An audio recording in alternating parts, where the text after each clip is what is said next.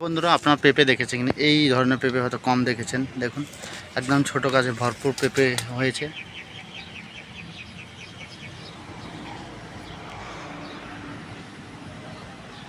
একদম একটি ছোট গাছ, পেঁপের ফলন দেখুন।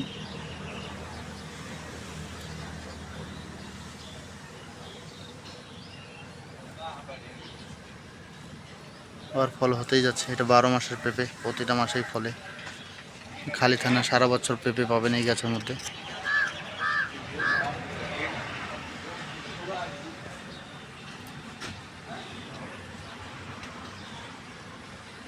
এসব গাছ আপনারা বাড়িতে লাগাইতে পারেন, রোপণ করলে ভালো হবে, পেঁপে তাড়াতাড়ি ফল পাবেন।